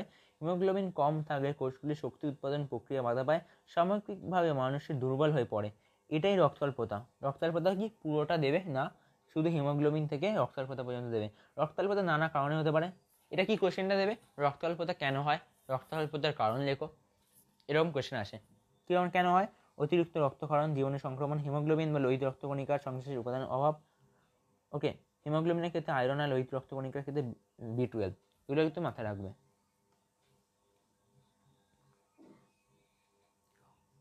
এখানে দেখে হেডিং দেওয়া আছে, অপুষ্টি ভুগতে তুমি শিশুদের খাদ্য তালিকায় কোন কোন উপাদান তুমি যোগ করবে। আমি হলে কার্বোহাইড্রেট যুক্ত খাদ্য আমি যুক্ত করব ভাত, রুটি। ভাত লিখবে, রুটি লিখবে, খেতেই হবে। পরোটা রুটি খেলে হবে না, পরোটা ময়দা জাতীয় খাদ্য খেলে হবে না। ময়দা জানো কি, একটা যদি গম হয়, গম থেকে কিন্তু ময়দা পাওয়া যায়, গম থেকে আটা পাওয়া যায়, গম থেকেই ময়দা পাওয়া যায়। গমের যে 3টে লেয়ার থাকে, 3টে লেয়ার থাকে গমের, গমের মাঝখানের লেয়ারটা দিয়ে কিন্তু তৈরি হয় হচ্ছে ময়দা। আর গমের যে বাকি দুটো লেয়ার, ওই দুটো দিয়ে তৈরি হয় আটা।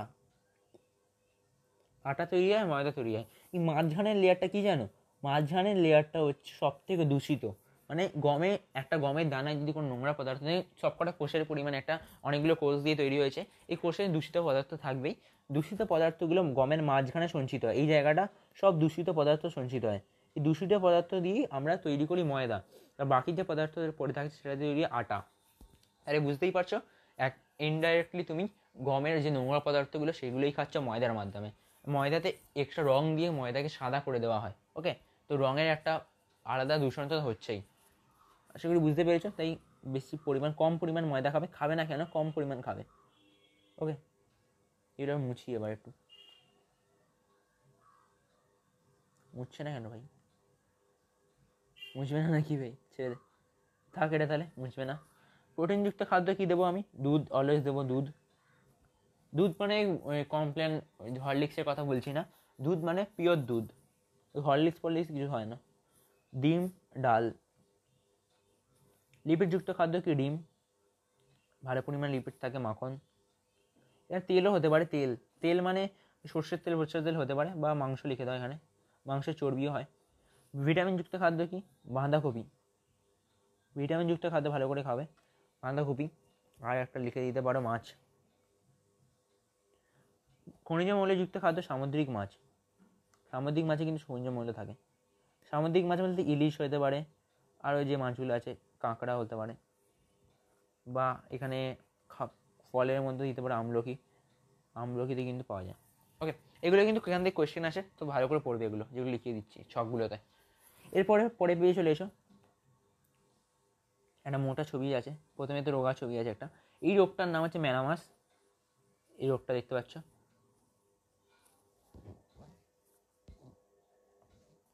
এইখান থেকে পাশের ছবিটি দেখে শিশুটিকে লক্ষ্য করো, শিশুটির উপসর্গগুলি নিচে লিখে দাও। দেহের কি, যদি দেহে জিজ্ঞেস করে, দেহের খুব বেশি ক্ষয় হয়েছে, দেহের পেশি, পেশি খুব বেশি, এই কিছু লিখছি, পেশিগুলো খুব বেশি ক্ষয় হয়েছে। হাড় বাইরে থেকে পরিষ্কার বোঝা যায়। কোন কোন জায়গায় কোঁচকানো হচ্ছে, চামড়া ওকে, চামড়া জায়গায় কোঁচকানো, চামড়া জায়গায় জায়গায় কোঁচকানো, হাত পা গুলো খুব সরু। ওকে, এগুলো হচ্ছে এর উপসর্গ। শিশুদের অপুষ্টিজনিত রোগ হলো ম্যালামাস। পাশের ছবিটি লক্ষ্য করো, এটা হচ্ছে কোয়াশিওকর। ওকে, শিশুদের চামড়া গাঢ় বর্ণের বা পেট ফোলা, দেখে মনে হয় যেন চোখগুলো ঠিক টিকড়ে বেরিয়ে আসছে। খাদ্যে উপযুক্ত পরিমাণের প্রোটিন অভাব করলে 1 থেকে 4 বয়স্ক শিশুদের যে অপুষ্টিজনিত রোগ দেখা যায় তাকে বলে কোয়াশিকর। এখানে কিন্তু ডেটটা পড়বে, ডেট মানে কত এজ পড়বে, এজ হচ্ছে 1 থেকে 4 বছর। ওকে,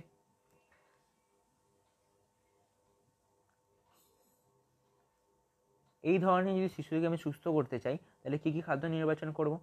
রুটি করব, রুটি করব, ডাল করব, কারণ এদের শরীরে প্রোটিন কমে গেছে, আর ডিম করব।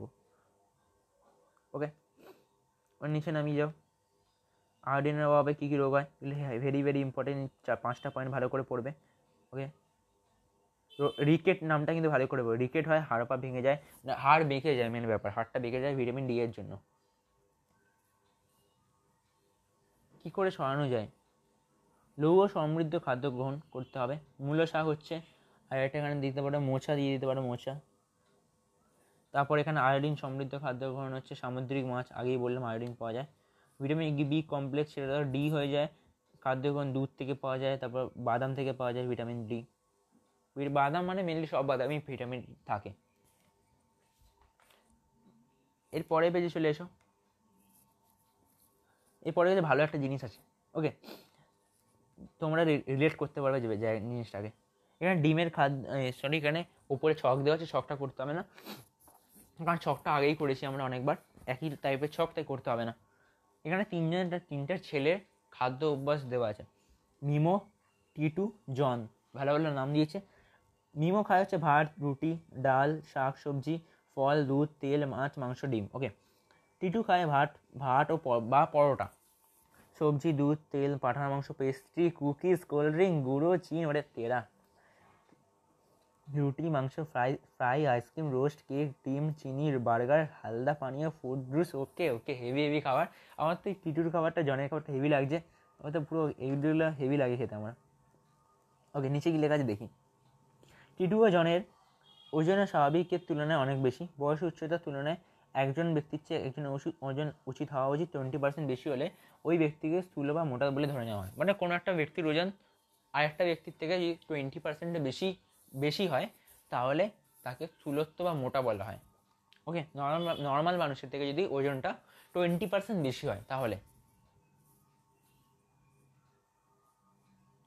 এবার টিটুও জানে এসব খাদ্য খাচ্ছে, মানে প্রোটিন জাতীয়, বেশি প্রোটিন জাতীয়, বেশি লিপিড জাতীয় খাদ্য খাচ্ছে। দেখতে হয় পেস্ট্রি, ফ্রাইড রাইস, ফ্রাই, তারপর ice cream, roast, cake, chicken, burger এসব খাচ্ছে।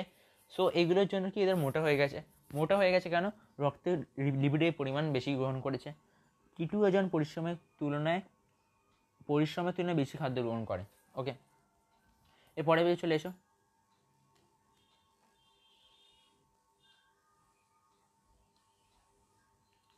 টিটু ওজনের ওজন বেড়ে যাওয়ার ফলে কী কী সমস্যা হতে পারে? রক্তচাপ কমে যেতে পারে, ডায়াবেটিস হতে পারে, হৃৎপিণ্ডের নানা সমস্যা হতে পারে। ছোটোবেলায় তো এগুলো ভালো করে বুঝতে পারবে না তারা, কারণ ছোটোবেলায় অতটা রোগের সংক্রমণ হয় না। বড় হবে যখন 20 বছর পেরিয়ে যাবে, তারপর থেকে রোগগুলো আস্তে আস্তে বাড়তে শুরু করবে। তাই জন্য বলা হয় 30 বছর পর্যন্ত যা খাবার খেয়ে নাও, যা আছে খেয়ে নাও, মানে যত নোংরা খাবার আছে 30 বছরের মধ্যে খেয়ে নাও। 30 বছরের পর আর খেতে পারবে না, কারণ 30 বছরের পর যদি খাও, হৃৎপিণ্ডের কার্যকারিতা তখন কমে যায়, রক্তের চলাচল কমে যায়, সব কিছু যদি আস্তে আস্তে ক্ষয় হতে শুরু করে, তখন কিন্তু বেশি পরিমাণে উল্টোপাল্টা খাবার খেলে শরীরে কিন্তু দুর্বলতা বেড়ে যাবে, মানে রোগের পরিমাণ বেড়ে যাবে। এবার এখানে অত কিছু পড়া নেই, নিচে এসো শব্দ ভাণ্ডার। এবার ছেড়ে দাও এটা। নিচের বিভিন্ন শিশু বা ব্যক্তির ওজন উচ্চতা দেওয়া হলো, এর ভিত্তিতে বিএমআই এর মান গণনা করো। কোন ক্ষেত্রে স্থূলত্বজনিত সমস্যার সম্ভাবনা হতে পারে লেখো। বিএমআই যদি 18 থেকে 5 হয় তাহলে স্বাভাবিক ওজন, বিএমআই 25 থেকে 30 হলে বেশি ওজন, যদি 30 থেকে 40 হলে স্থূলত্ব। বিএমআই বের করা তোমরা জানো কি করে করে, ফর্মুলা লেখা আছে বিএমআই এ, দেখে নাও। আবার এগুলো সরাচ্ছি রে। ওকে, বিএমআই ফর্মুলা কি ভালো করে দেখো, ওজন বাই উচ্চতা স্কোয়ার। এটা দেখে নাও, ওজন আমি করে দিচ্ছি এগুলো তোমাদের জন্য। এটা 25.15 হবে।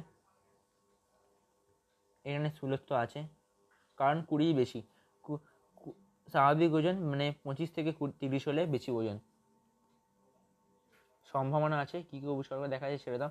এটা 29.33 হবে, এটাও আছে। নিয়েই হচ্ছে 38 সেটা, এটা 14 এর অনেকই কম আবার বিএমআইটা, এর নেই, স্থূলত্বের সম্ভাবনা নেই একদমই। ওকে, এটা তোমরা বাড়িতে করবে, ইচ্ছা হলে করবে, না হলে করতে হবে না, এখান থেকে পরীক্ষায় কোয়েশ্চেন আসে না। এরপরে পেজে চলে এসো তোমরা। প্রাকৃতিক খাদ্য। প্রাকৃতিক খাদ্য ব্যাপারটা কি, যেগুলো আমরা গাছ থেকে সরাসরি পেয়ে যাই, রান্না ফান্না করতে হয় না, সেগুলোকে আমরা বলি প্রাকৃতিক খাদ্য। আর হচ্ছে প্রক্রিয়াজাত খাদ্য, মানে যেগুলো বাজারে বা কোনো কারখানায় তৈরি করা হয়, সেগুলোকে বলে প্রক্রিয়াজাত খাদ্য। সংশ্লেষিত খাদ্য মানে কোনো খাদ্য থেকে সংশ্লেষ করে যে খাদ্য তৈরি করা হয়, প্রাকৃতিক খাদ্য থেকে সংশ্লেষ করে যে খাদ্য তৈরি করা হয় তাকে আমরা বলি সংশ্লেষিত খাদ্য। ওকে, এখানে তো অন্য কিছু পড়া নেই, জাস্ট এগুলো রিডিং দেবে। এই পেজটা ছেড়ে দাও, পরের পেজে আসো। পরের পেজে প্রাকৃতিক খাদ্য উদাহরণ দেওয়া আছে, এগুলো পড়বে। যেগুলো এক্ষুনি বললাম সেগুলোই লেখা আছে, জাস্ট রিডিং দিয়ে দেবে, হয়ে যাবে। আর নিচে একটা ছক দেওয়া আছে, হলুদ বা মিষ্টি সস্তা বিরিয়ানিতে ম্যাটেরিয়াল ইয়েলো মেশানো থাকে। এগুলো কিন্তু পরীক্ষায় আসে, মানে কোয়েশ্চেন দিল বিরিয়ানিতে কী মেশানো, ওখানে সস্তা বিরিয়ানি দিয়েছে দেখো, কারণ দামি বিরিয়ানিতে রং ফং মেশানো হয় না, কারণ অত টাকা নিচ্ছে বিরিয়ানি খাওয়ার জন্য, তো বেশি উল্টো পাল্টা জিনিস তো খাওয়াবে না, তাই ভালো পরিমাণে ভালো জিনিস মেশানো থাকে যাতে শরীরে ক্ষতি না হয়। সস্তা বিরিয়ানিতে যেগুলো 100 টাকা নিচে, যে বিরিয়ানি 50 টাকা 60 টাকা 70 টাকা, সেগুলিতে যে ওদের প্রফিট করতে হবে, তাই জন্য ওরা উল্টো পাল্টা জিনিস মেশায় দাম কমানোর জন্য। কী মেশানো হয়, মেটানিল ইয়েলো, মানে হলুদ রঙের একটা রং মেশানো হয়, যেটা বাজারেও পাওয়া যায়। চকলেট পেস্ট্রিতে কোল্ড ড্রিঙ্কসে কী পাওয়া যায়, এটা কোলা ড্রিঙ্কস লিখেছে কেন ভাই, কোকা কোলা হবে নাহলে কোক হবে, কোল্ড ড্রিঙ্কস হবে এটা। বাদামি রঙের হিসাবে ক্যারামেল ইউজ করা হয়, এটা কিন্তু কোল্ড ড্রিঙ্কসের প্যাকেটে দেখবে লেখাও থাকে কী কী ইউজ করা হয়, সেখানে কিন্তু ক্যারামেল লেখাটা দেখতে পাবে। পটেটো চিপস ভুট্টার খই ট্রান্স ফ্যাটে ইউজ করা হয়। মোমো বা চাউমিনে অ্যাজিনোমোটো ইউজ করা হয়। আইসক্রিমে ভেজিটেবল অয়েল ইউজ করা হয়, ঠিক আছে, এটা মাথায় রাখবে, জাস্ট একটা মাথায় রাখলেই চলবে। চা কফি আর অন্যান্য ফলের রসের খাদ্যে এখানে কিন্তু স্যাকারিন ইউজ করা হয়। নিচে এসো, শরীর ভালো রাখতে হলুদ, গোলাপি, উজ্জ্বল লাল রঙের মেশানো খাবার না খাওয়াই ভালো। পরের পেজে এসো, পরের পেজে কী আছে দেখি একটু। এগুলো কিছু নেই ওরকম, তারপরে পেজেও কিছু নেই, জীবনে জলের ভূমিকা সব আছে, এখান থেকে কোয়েশ্চেন আসে না। এর পরের পেজটা তোমরা খোলো, বইয়ের হচ্ছে 172 পেজ। এই পেজটা একটু পড়তে হবে, সেটা হচ্ছে আর নিচের দিকে হলুদ রঙের বাক্সের মধ্যে লেখা আছে পৃথিবীর 75% জলে থাকা, 97% সমুদ্রের জল, 3% মিষ্টির জল। এই 3% মিষ্টির জলে অনেক পরিমাণে আছে, সেটাই যথেষ্ট। এই মিষ্টির জলে প্রায় 2/3 অংশ মেরু অঞ্চলে পর্বত শীর্ষে বরফ ও হিমবাহের অংশ হিসাবে সঞ্চিত আছে, বাকি জল মাটির নিচে অন্যান্য জায়গায় নানা রূপে সঞ্চিত আছে। যদিও পৃথিবীর প্রায় 3/4 ভাগ জলে ঢাকা, কিন্তু এই জলে 0.3% জলই পান করার উপযোগী। এখান থেকে কিন্তু কত পার্সেন্ট জল পান করার উপযোগী এই কোশ্চেনটা আসে।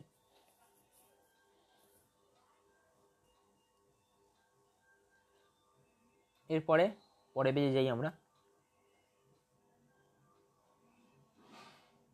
দূষিত জল থেকে নানা ধরনের রোগ হতে পারে। দেখো লেখা আছে দূষিত জল থেকে নানা ধরনের রোগ হতে পারে।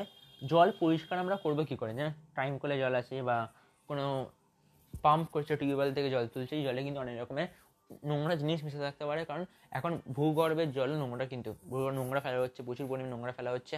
তারপর টাইম কলে জল, টাইম কলে পাইপ ফুটে যায়, নোংরা জল ঢুকে যায়। তো সব কটা জলই এখন নোংরা হয়ে গেছে। এই জলগুলোকে আমাকে পরিষ্কার করে খেতে হবে। পরিষ্কার কী করে করতে পারি? মাটির হাঁড়িতে রাখতে পারি, গরম জল করে নিতে পারি। গরম করে জল খাওয়া ভালো, কিন্তু এর মধ্যে গরম করে জল খেলে না জলের মধ্যে মিনারেল থাকে, মিনারেলগুলো বেরিয়ে যায়। ওকে, মিনারেলগুলো বেরিয়ে যায়, তো পুষ্টি দ্রব্যগুলো জলের মধ্যে যেগুলো থাকে সেগুলো কিন্তু পাওয়া যায় না। আমরা কী করতে পারি? ফিল্টার করতে পারি। এটা হচ্ছে ফিল্টার পেপার, এটা ফিল্টার, এটা মাটির হাঁড়ি। যদি আমরা হাঁড়িতে গরম করি তাহলে 20 মিনিট গরম করে রাখতে হবে। ফিল্টার যন্ত্র দিয়ে কোনো টাইমের ব্যাপার নেই। হাঁড়ি বা হ্যালোজেন ট্যাবলেট দিয়ে, ওকে, হ্যালোজেন ট্যাবলেট হচ্ছে একটা ট্যাবলেট যা জলের মধ্যে নোংরাগুলো, এটাকে কি একটা বলে হচ্ছে O2 ট্যাবলেট, মানে একটা কিছু নাম দেওয়া আছে, কিছু মেশানো যায় এগুলো জলের মধ্যে, জলের স্বাদটা চেঞ্জ করে দেয়। ঠিক আছে, এই জলটা খেতে কীরকম লাগে, অন্যরকম লাগে। জলটা আমি খাই না, তাই জন্য জীবাণুমুক্ত করতে হ্যালোজেন ট্যাবলেট দিয়ে শোধিত করা হয়। যারা টাইম কলের জল খায়, যাদের ফ্যামিলিতে টাইম কলের জল আসে বাড়িতে, তারা কিন্তু এই ট্যাবলেটটা জলের মধ্যে মিশিয়ে নেয় যদি বাড়িতে ফিল্টার না থাকে। ওকে, এরপরে পেয়ে এসেছো তোমরা, বাঁ দিকের পেজে তোমরা চলে এসো। এখানে জানার ব্যাপার হচ্ছে আমাদের এখানে উপরে সাগর মহাসাগর পৃথিবীর ওপরকার প্রায় 3/4 দখল করে আছে। তোমরা মানুষের শরীর ওজনে প্রায় 70% শুধু জল। ওজন হিসাবে জেলিফিশে জলের পরিমাণ 95%, ডিমের 74%, আর শশাতে ওজন হিসাবে জলের পরিমাণ 95%। শশাতে কিন্তু বেশি পরিমাণ জল থাকে, মাথায় রাখবে। কাঠের মধ্যে জলের পরিমাণ 10%, কাঠে জল থাকেই না, নর্মাল ব্যাপার। এসব দেখতে মানুষের শরীরে কোন কোন পদার্থ তরল রূপে থাকে? এখান থেকে কোশ্চেন আসতে পারে। তরল রূপে থাকে হচ্ছে রক্ত, আর কি থাকে জানি না আমি। তোমার দেহ থেকে জল কী করে বেরিয়ে যায়? ঘামের মাধ্যমে, মূত্রর মাধ্যমে। এই দুটো মেন ব্যাপার মনে রেখো, আর কিছু আসে না এখান থেকে। সো ফুসফুসে ওজন হিসেবে জলের পরিমাণ 83%, এগুলো মুখস্থ করতে হবে না। এই একটা লাইনও মুখস্থ করতে হবে এখান থেকে একটা লাইনও মুখস্থ করতে হবে না, এগুলো আসে না, বাদ দিয়ে দাও। ওকে, পরে পেজে এসো, এখানে কি কোশ্চেন আসে এগুলো পড়তে হবে আমাদের। সেগুলো হচ্ছে আগের পাতা ছক থেকে আমরা বিভিন্ন অঙ্গ তরলকে জলের পরিমাণ অর্ধক্রম অনুসারে সাজাও।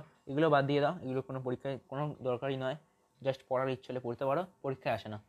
মুখবিহর জল কী হিসেবে থাকে? মুখবিহরে লালা হিসেবে জল থাকে, মুখের ভেতরে লালা হিসেবে জল যকৃতে পিত্ত হিসেবে জল থাকে। পিত্তি পড়েছে বলে না পেটে, সেই পিত্ত। রক্তনালী বা হৃৎপিণ্ড, রক্তই জল থাকে, মেন ব্যাপার।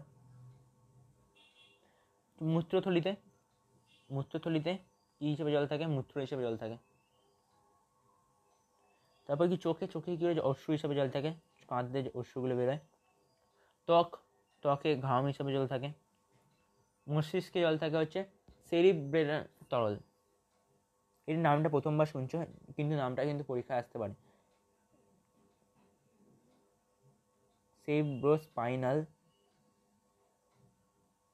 তরল। যদি এত বড় নাম মনে রাখতে না পারো, ইংলিশে লিখবে।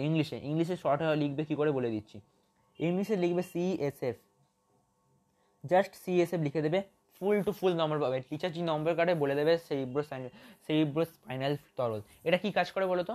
এটা মস্তিষ্ক আর যে আমাদের পেছনে যে কী বলে ওটাকে, পেছনে স্পাইনাল একটা কর্ড আছে দেখতে পাচ্ছ, এগুলো শিরদাঁড়া বলে। শিরদাঁড়া আর মস্তিষ্ক জুড়ে রাখে। শিরদাঁড়ার ফাঁকে ফাঁকে এই তরলটা থাকে, আর মস্তিষ্ক আর শিরদাঁড়াকে জুড়ে রাখতে সাহায্য করে। প্লাস এটা ওদের বাইরের আঘাত থেকে রক্ষা করে, সেরিব্রোস্পাইনাল ফ্লুইড। আর এটা ওই কি বললাম তোমাদের শিরদাঁড়ার ফাঁকে ফাঁকে জমে থাকে, এগুলো কিন্তু ওদের বাইরের ক্ষয় থেকেও রক্ষা করে। লাস্টে কি অস্থিসন্ধি থেকে আমরা কি পাই? অস্থিসন্ধি থেকে আমরা পাই হচ্ছে পিচ্ছিল রস থাকে অস্থিসন্ধিতে।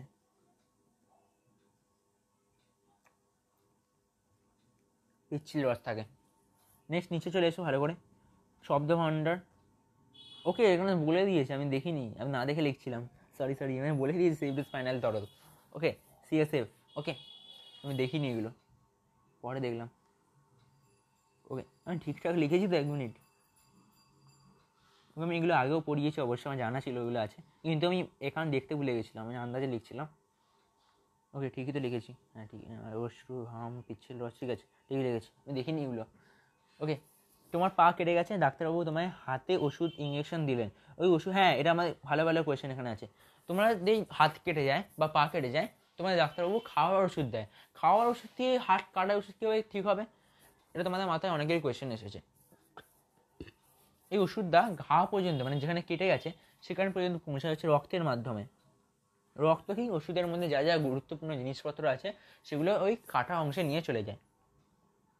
তাহলে এখানে জলের কাজ কি? জল পরিবহনে সাহায্য করে, মানে রক্তকে নিয়ে যাচ্ছে, ওই পরিবহন করছে জল। এগুলো কি নিচে, এগুলো তোমরা জাস্ট ফিলিং ইন ব্ল্যাঙ্কস করে নেবে, অত কিছু নেই। 4 নম্বরটা আমি করে দিচ্ছি। তোমাদের চোখে কোন তরল থাকে? চোখে তো কোন কোষে একটা তরল থাকে, তরলটার নামটা মনে পড়ছে না। চোখে পোকা পড়লে চোখ থেকে কি বেরিয়ে আসে? অশ্রু বেরিয়ে আসে, ঠিক আছে, অশ্রু। কেন বেরোয় এটা কিন্তু একটু ভালো করে লিখবে, কেন বেরোয় এটা লিখে দিচ্ছি।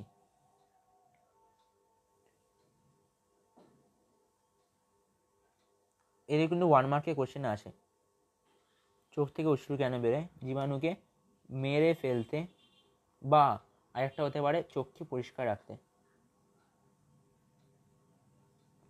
বডেল আন্ডারলাইনটা লিখছি আমি, চোখকে পরিষ্কার রাখতে। ওকে, নিচেটা কি তাহলে? এখানে জলের কাজ কি? এখানে জলের কাজ হচ্ছে, এখানে জলের কাজ হচ্ছে, লেখো নিচে, জলের কাজ হচ্ছে চোখকে রক্ষা করা।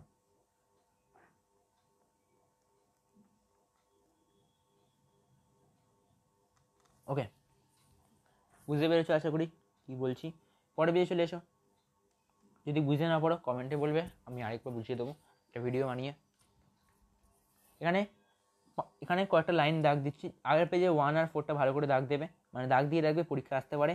এখানে এসে দাগ দেবে হচ্ছে 5-এর দাগেরটা, 6-এর দাগেরটা, 7-এর দাগে, 8-এর দাগে, এই সব কটা দাগ দিই, 10 পর্যন্ত, 12 পর্যন্ত সব কটা দাগ দাও। 12 পর্যন্ত পরীক্ষার জন্য ভেরি ভেরি ইম্পর্টেন্ট।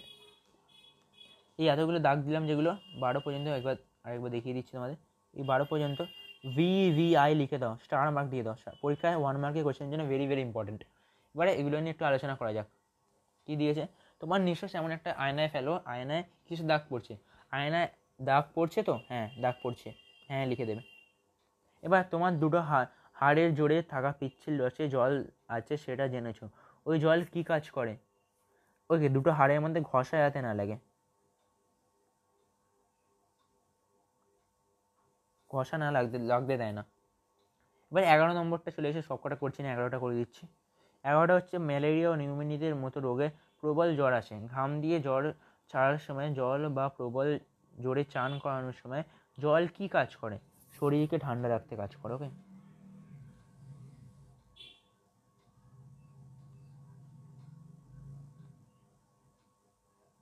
ওকে, তাহলে এই পেজে মোটামুটি আমাদের পড়া হয়ে গেল। এই পেজটা শেষ হয়ে গেছে আমাদের। আর কতটা আছে? আরও কয়েকটা পেজ আছে, হয়ে যাবে, তাহলে আমাদের চ্যাপ্টারটা শেষ। অনেকটা বড় হয়ে যাচ্ছে, আমি তাড়াতাড়ি করে পড়ানোর চেষ্টা করছি। এই পেজটা ছেড়ে দাও, এই পেজে কোনো কোয়েশ্চেন আসে না, পরে পেজে এসো 100। ওকে, এখানে নিচে একটা লিখে নাও, জাস্ট জিনিসটা দেখা হয়নি, বলা হয়নি তোমাদের। নিচের জিনিসটা লিখবে হচ্ছে মোট কত পরিমাণ জল সারাদিনে দেহ থেকে বেরিয়ে যায়? এটা হচ্ছে উত্তর হবে প্রায় 3 লিটার।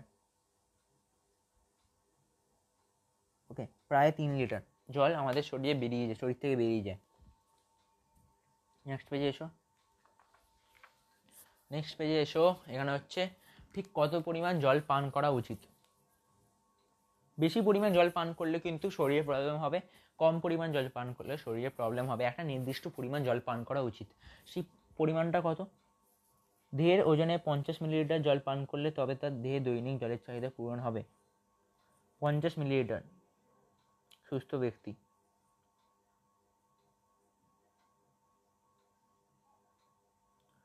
50 মিলিলিটার প্রতি কেজি, মানে 1 কেজি যদি মানুষের ওজন হয় তাহলে তার উচিত 50 মিলিলিটার জল খাওয়া। যদি 20 কেজি ওজন হয়, 20 × 50 উত্তর হবে। যেমন এখানে বলে দিয়েছে দেহের ওজন দিয়ে দিয়েছে, দেহের দৈনিক চাহিদা দিয়ে দিয়েছে, এখানে উত্তর কত হবে 1000, কারণ 1000 ইন্টু 50 হবে উত্তরটা। মানে 1 কেজিতে যদি 50 মিলিলিটার লাগে, 20 কেজিতে লাগবে 50 ইন্টু 20। ওকে, ঐকিক নিয়ম তোমরা পারো। 1 কেজিতে লাগে 50 মিলিলিটার, মানে 50 মিলিলিটার জল লাগে 1 কেজিতে, 1 মিলিলিটার জল লাগবে এত কেজিতে, 20 মিলিলিটার জল লাগবে এত কেজিতে। ঐকিক নিয়ম করে বের করে নেবে। এখানে শুধু 20 দিয়ে গুণ করতে হবে, 30 ইন্টু 20 করে দেবে, এখানে এই 30 ইন্টু 50 করে দেবে, কত হয় 30 ইন্টু 50 1500 হয়। ওকে, এখানে জাস্ট লিখে লিখে বের করবে। তাহলে আমাদের দেহে 1 কেজিতে 1 কেজি যদি কোনো ব্যক্তির ওজন হয়, তার শরীরে জলের পরিমাণ লাগবে, জলের চাহিদা হচ্ছে 50 মিলিলিটার। ওকে, পরীক্ষায় যদি কোয়েশ্চেন দেয় একটা ব্যক্তির ওজন 50 কেজি, তাহলে তার শরীরে কত মিলিলিটার জল লাগবে বা লিটার জল লাগবে, 50 ইন্টু 50 করবে, মিলিলিটারে উত্তর দেবে, কোনো দিন লিটারে উত্তর দেবে না। যদি 50 ইন্টু 50 করো, অলওয়েজ মিলিলিটারে উত্তর দেবে, লিটারে নয়, তাহলে কিন্তু উত্তর কেটে দেবে লিটারে উত্তর দিলে, কারণ এখানে আছে মিলিলিটার, নট লিটার। ওকে, নিচে জলের ধর্ম এখানটা পড়বে, আমি এগুলো বলছি না, আর ভিডিওটা অনেক বড় হয়ে যাবে এগুলো বলতে গেলে, রিডিং পড়ার মতো বলতে হবে, এগুলো কিন্তু অত কিছু দরকারই নয়, পড়বে এগুলো জাস্ট। এর পরের পেজে চলে এসো, একটুখানি দুটো জিনিস লেখাবো, সেটা হচ্ছে কিছু কিন্তু গাছের জল আর আলো কেন প্রয়োজন বলতে পারবে কি? গাছের জন্য জল আর আলো কেন প্রয়োজন হয় তোমরা সবাই জানো, সালোক সংশ্লেষ করে,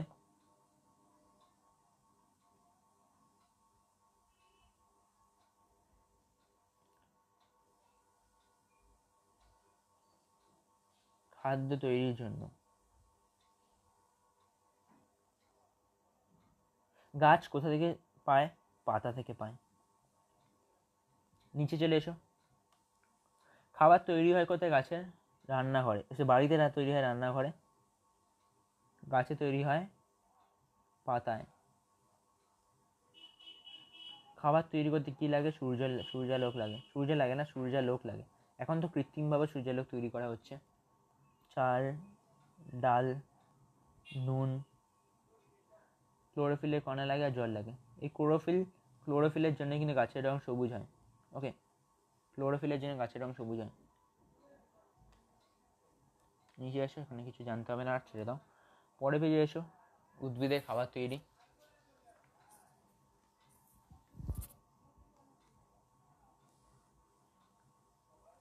উদ্ভিদের খাবার তৈরি আর জল। এসব প্রথমেই জেনে নেওয়ার চেষ্টা করি গাছ কোথা থেকে জল পায়।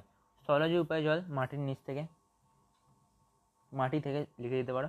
আর জলজ উদ্ভিদ জল পায় জল থেকে, জলাশয় থেকে, জলাশয় থেকে। ওকে, মাটির নিচে জল অংশটা দিয়ে জল টানে। মাটির নিচে থেকে কোন অংশ দিয়ে গাছ জল টানে? মূল থাকে, মূল বা মূলরম। এটা কী হবে নিচেরটা? ওই অঙ্গটা কি কোনোভাবে মাটির থেকে জল শুষে নিতে সাহায্য করে? হ্যাঁ, মাটির জল শুষে নেয়।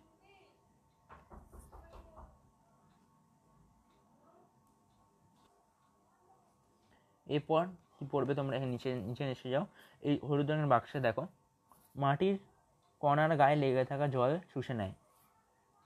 এই জলটাকে বলা হচ্ছে কৌশিক জল। কৌশিক জল। ওকে, যে জলটা শুষে নেয় তাকে বলে কৌশিক জল। ওকে, এরপর নিচে নামো,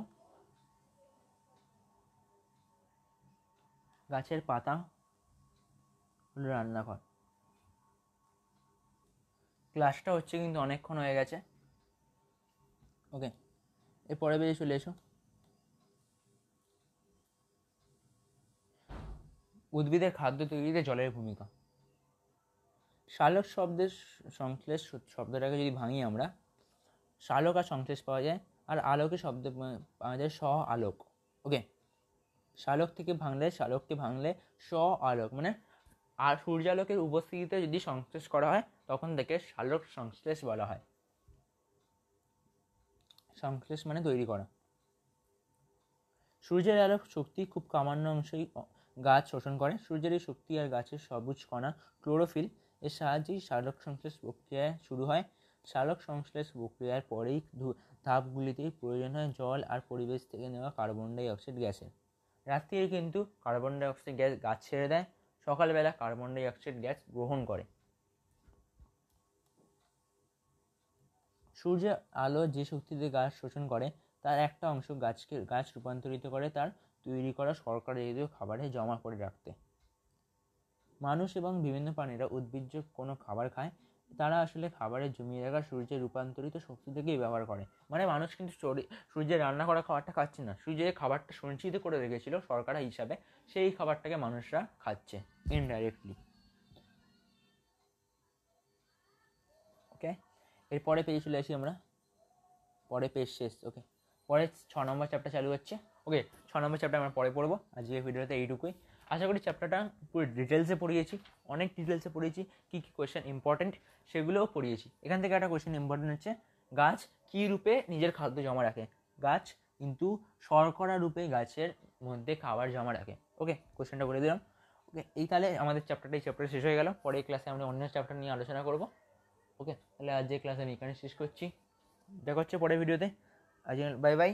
আর ভালো লেগে থাকলে ভিডিওটা লাইক করে দিও, লাইক করতে হবে তোমাদের, লাইক না করলে চলবে না, ভালো করে লাইক করে দিও। একটা লাইক কীভাবে দেখায়, লাইক, সাবস্ক্রাইব করে দিও চ্যানেলটাকে, একটা ভালো ভিডিও দেখলে তোমরা। ওকে, সাবস্ক্রাইব করে দিও।